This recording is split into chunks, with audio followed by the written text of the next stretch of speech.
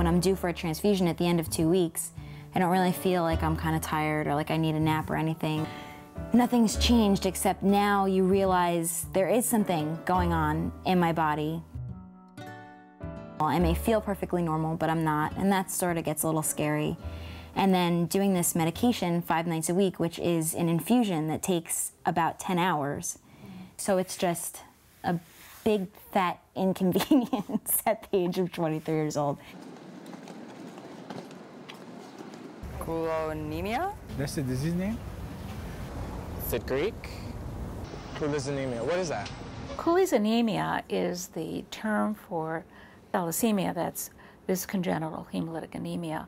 What's classical about all of the thalassemias is that they're characterized by a small red blood cell.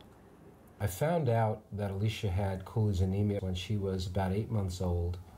She became kind of listless and yellow to orange in color.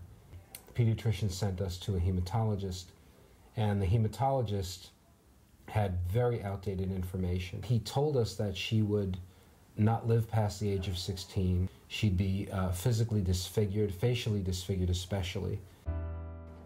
Every patient who visits a physician will have a general blood count done. And there is one particular number that is referred to as the mean corpuscular volume. It's abbreviated MCV. And if that number is less than 80, that individual could possibly carry thalassemia trait.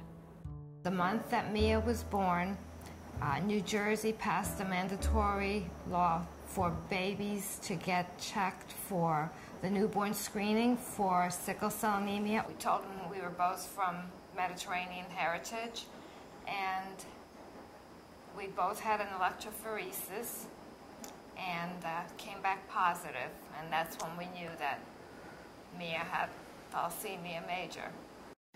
Thalassemia major and thalassemia intermedia are inherited. The thalassemia disorders are found predominantly in peoples whose ethnic background are from the Mediterranean, the Arabian Peninsula, the Middle East, the Asian subcontinent, southern China, and even Southeast Asia. It's better that you know when you get married that it's a possibility, and then you can choose to have a child, and you can choose to keep a pregnancy or not, and those are individual choices, and I have to believe that the information is good.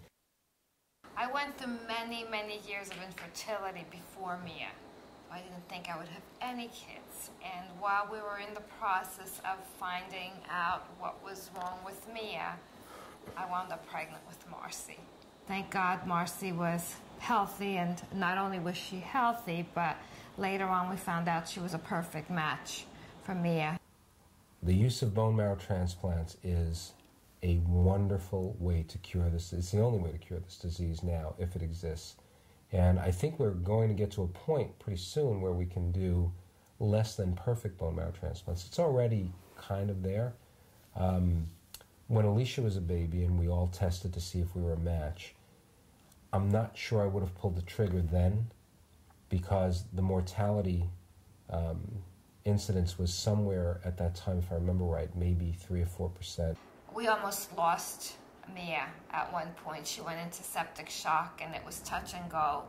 But we took a chance because they said that she can lead a normal life, and that's what we were aiming for.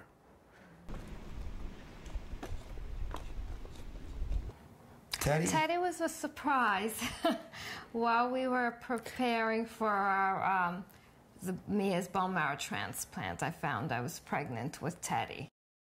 And it was difficult because dealing with the transplant in and of itself was a major decision. We found out that Teddy was also going to have the same disease that Mia had.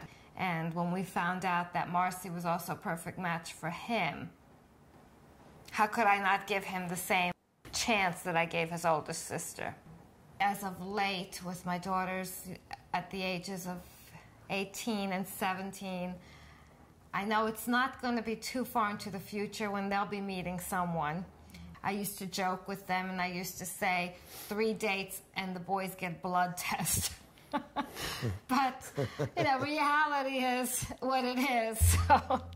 Getting tested for thalassemia, I think, is important to everyone in that it allows one a better understanding of one's genetic potential, that education is key to one's success. It's key to options, choices that we can have to direct our lives and to guide the lives of our children. No one should be ignorant of their genetic inheritance.